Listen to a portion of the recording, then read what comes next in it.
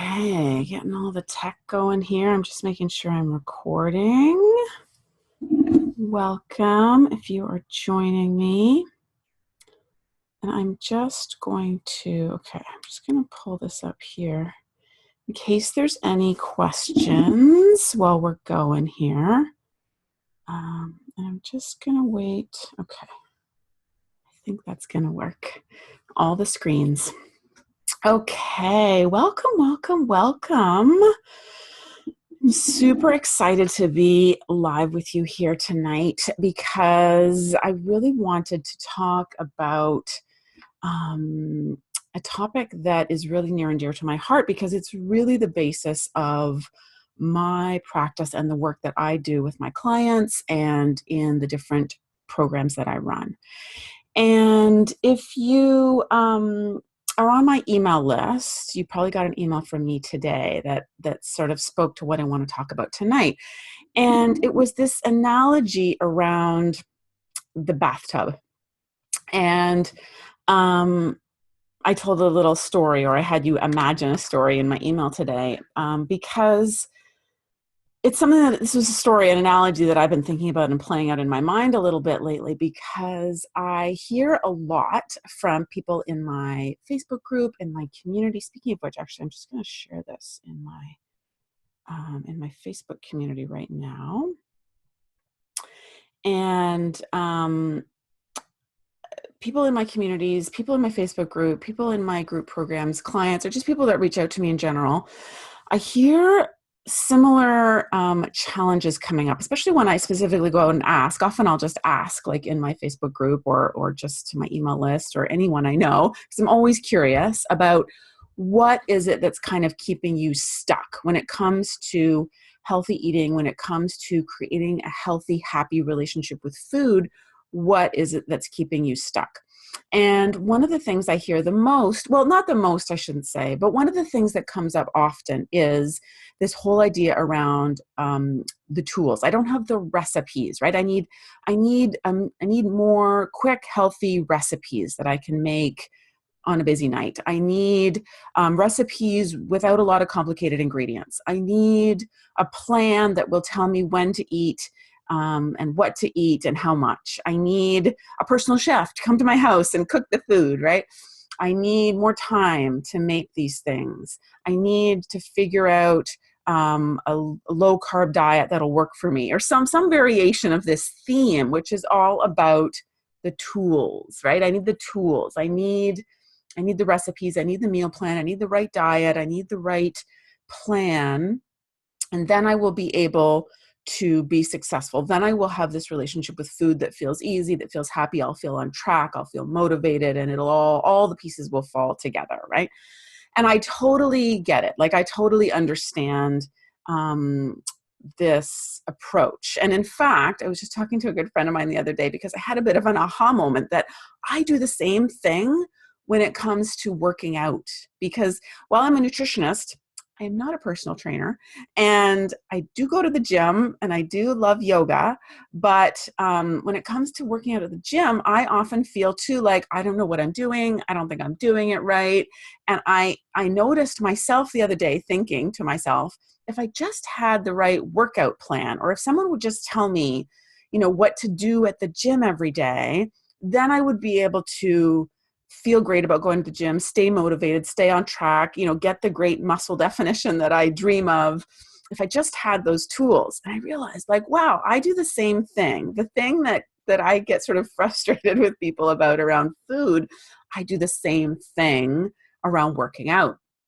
And so it just made me start thinking more about this whole idea about this focus on the tools, that if I just had the right tools, right, whether it's my clients feeling like they just need the right recipes or the right meal plan or the right diet, or whether it's me feeling like I just need the right workout plan or the right trainer or the right, exercises, then it would all be easy. Then the pieces would all fall into place. Then I would have figured it all out, and I would be able to reach my goals, and all would be well.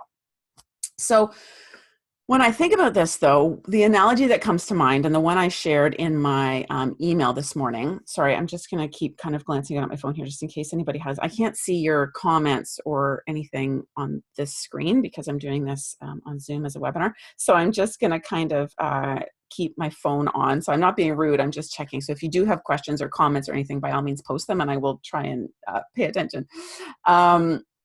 So this analogy that came to my mind when I was thinking about this was this idea of this overflowing bathtub. Because what this represents to me, this sort of focus that people tend to have on this, that I just need the right recipes and things, I get it, right? It makes perfect sense. And of course, recipes, learning the basics of cooking, understanding ingredients, knowing some basics of nutrition in terms of what you should be eating, super important, right? Super important. But to me, those are tools that you use after you've done the root deep work, right? After you've addressed the cause of your unhealthy relationship with food, then you're in a perfect position to avail yourself of the tools. And so to me, this is like the overflowing bathtub. This is like coming into your bathroom and finding the bathtub overflowing and racing around the house trying to get more towels to mop up the water instead of turning off the faucet, right? That's what this is like to me. Of course, if you have water all over your bathroom floor, towels are going to be important, right? You're going to need those tools. You're going to need to get towels to sop up all the water. But you don't even think about towels until you've turned off the faucet, right? And so this is how I come at my approach to healthy eating, to creating a healthy lifestyle, which is all about doing this root cause, addressing this root cause, right? The faucet. We need to turn off the faucet. And when we're talking about our relationship with food and your unhealthy habits and patterns around food, whether that's emotional eating, stress eating, boredom eating, nighttime binging, all of those things, you need to turn off the faucet. And what is the faucet? It's your brain.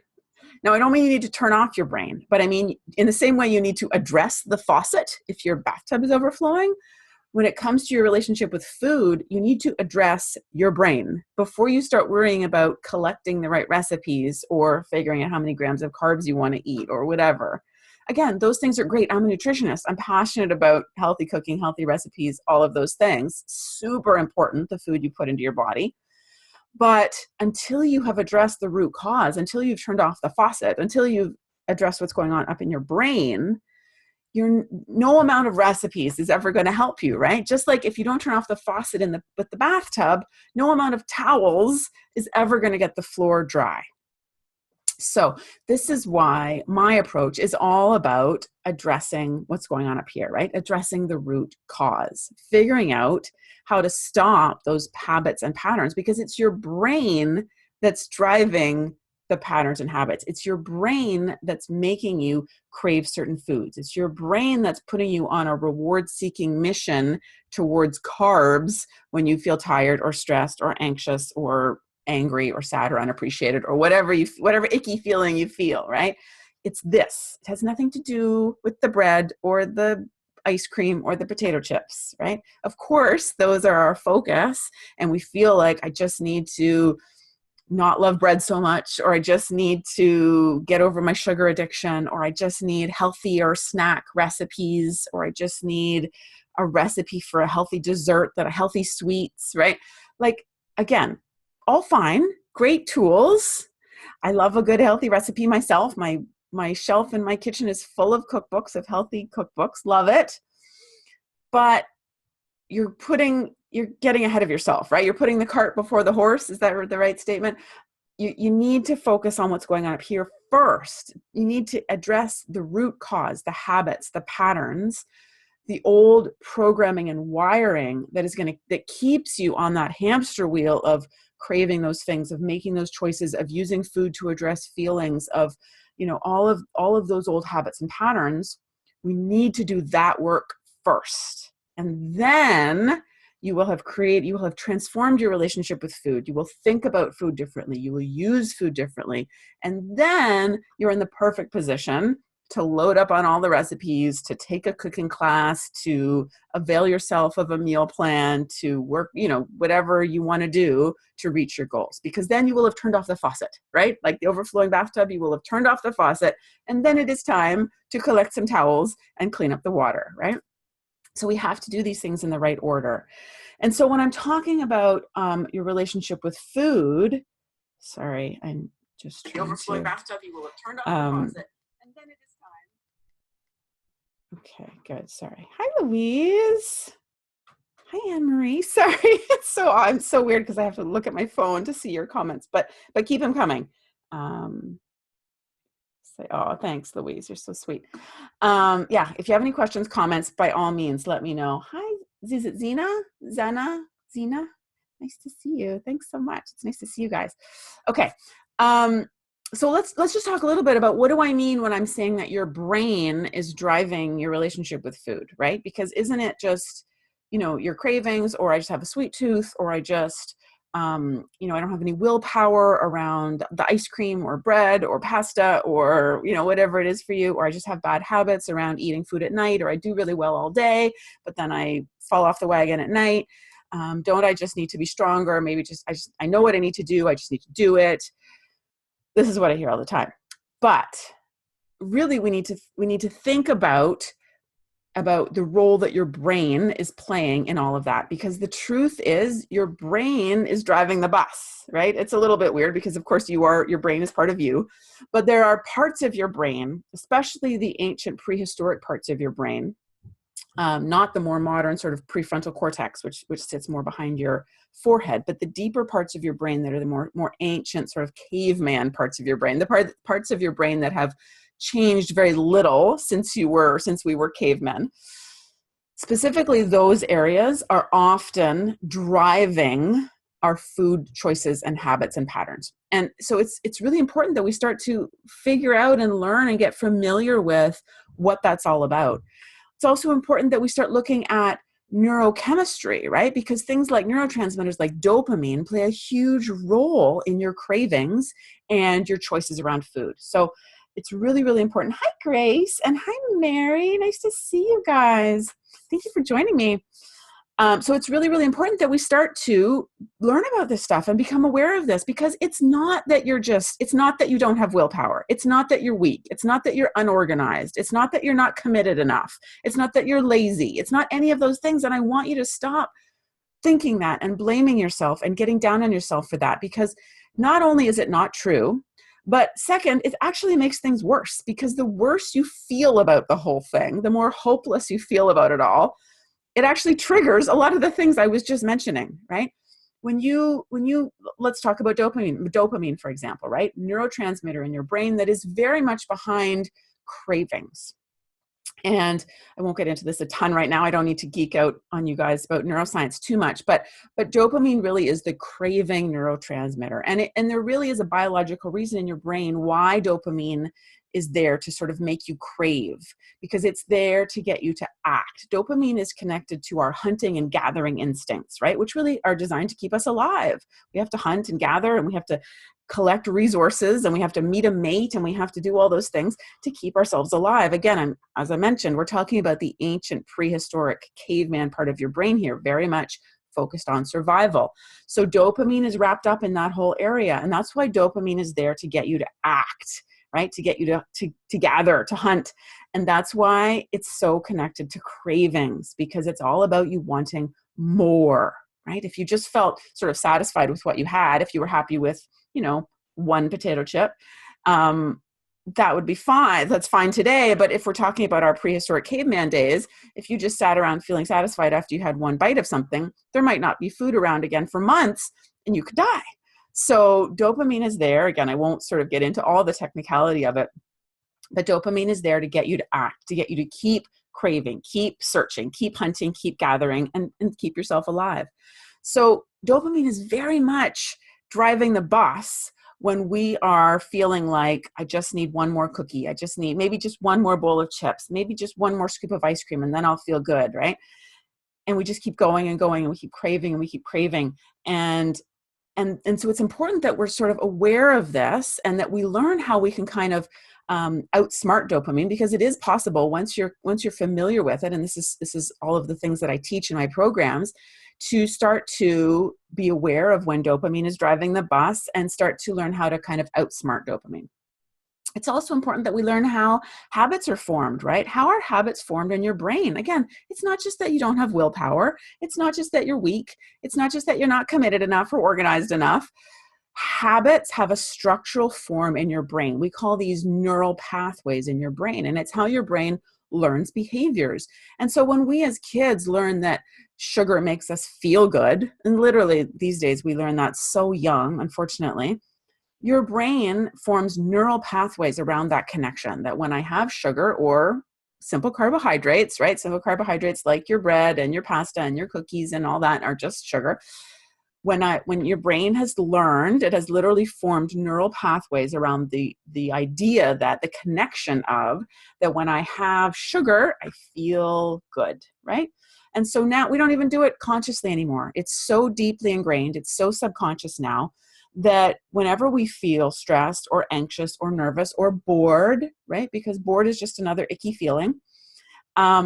We want to eat, right? We just want a little something. We want a little, usually something sweet or something sort of carbohydrate based, whether it, you might think of yourself as a salty eating person, but often that salt is coated, is covering some kind of simple carbohydrate like a potato chip or a French fry.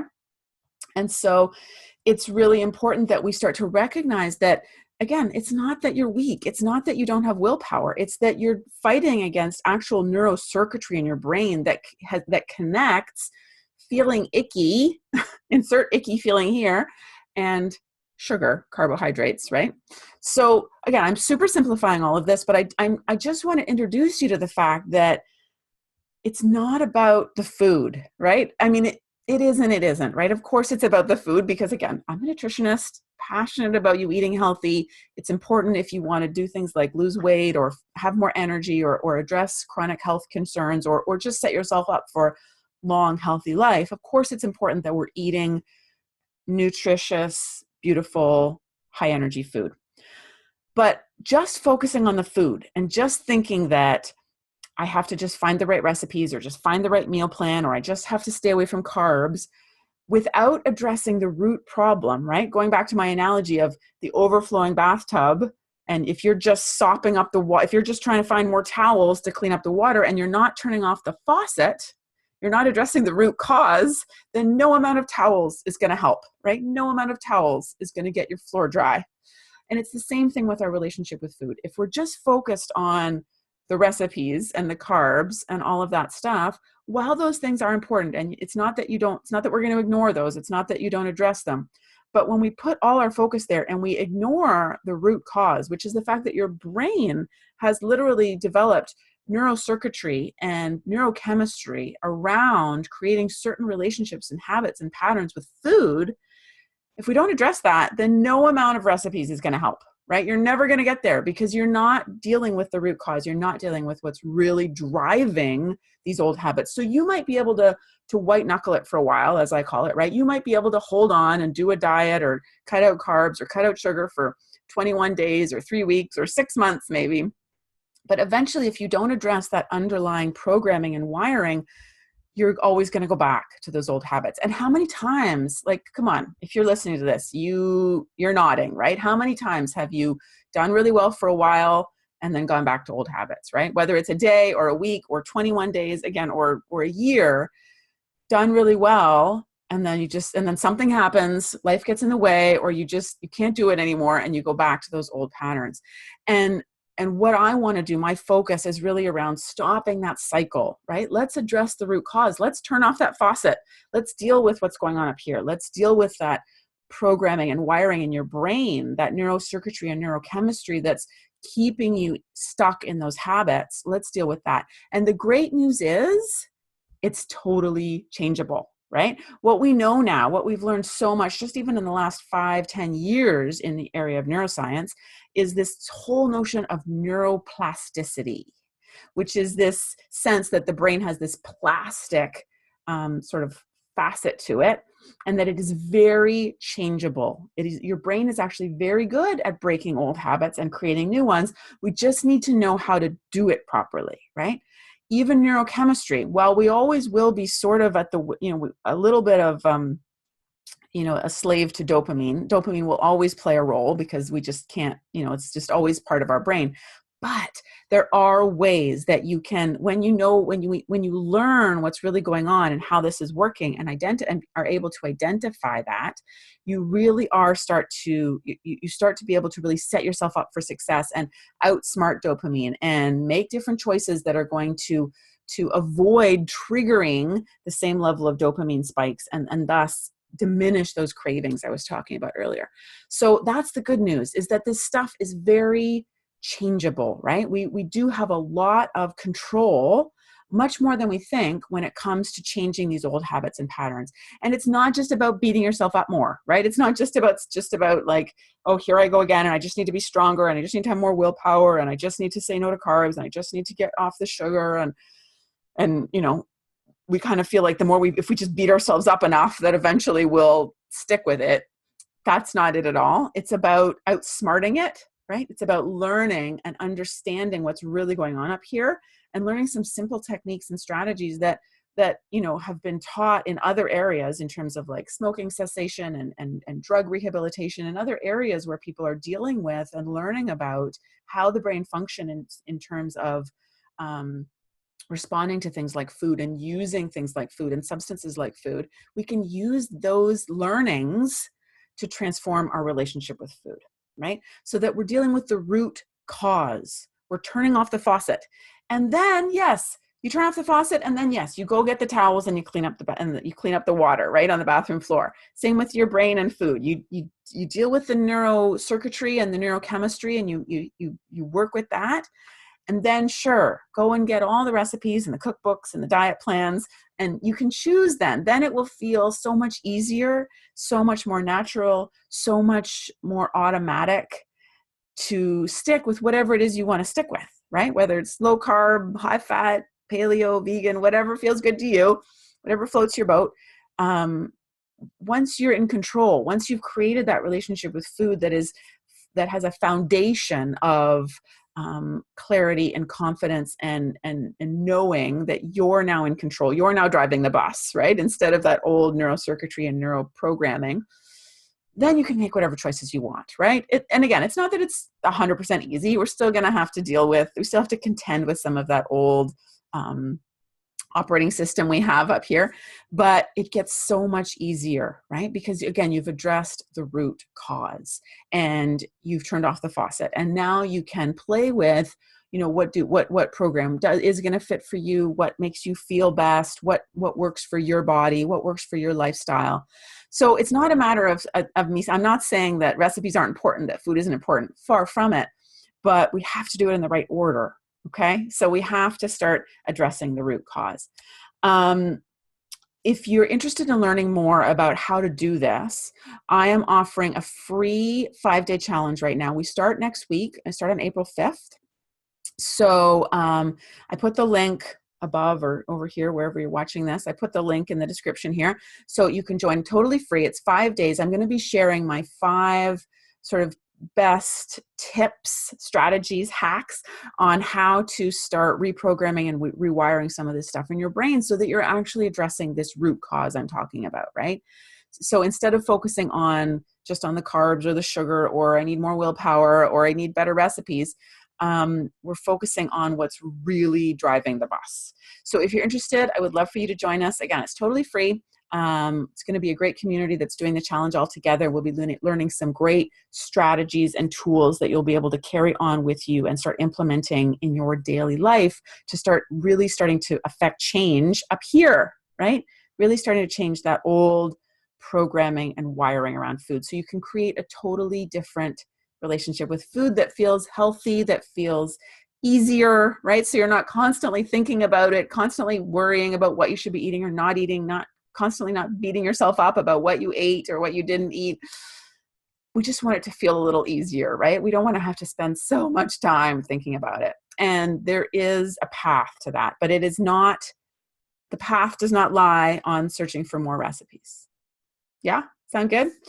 Um, okay, any other questions? I don't see any questions. Okay, perfect. If you do have questions and you're watching this on the replay, still post them below. I will come and answer them all. Sign up for the challenge if you want to join us, if you want to learn more about this, if you want to dig in a little deeper. Louise says, was lost for many years until I met Sarah. Oh, thank you, Louise. You're so sweet. She's such a gem in my community. Thank you, Louise. You're just a ray of sunshine. Okay, thank you so much, guys. Thanks for hanging out with me on this beautiful Tuesday night. And I will talk to you soon. I'm going to be popping in a couple of times over the next few days as we get gear up for the challenge, and we'll be talking more about some of these strategies around changing your relationship with food and really doing this work to reprogram, rewire, deal with the root cause. Okay? Have a great rest of your night. Bye, guys.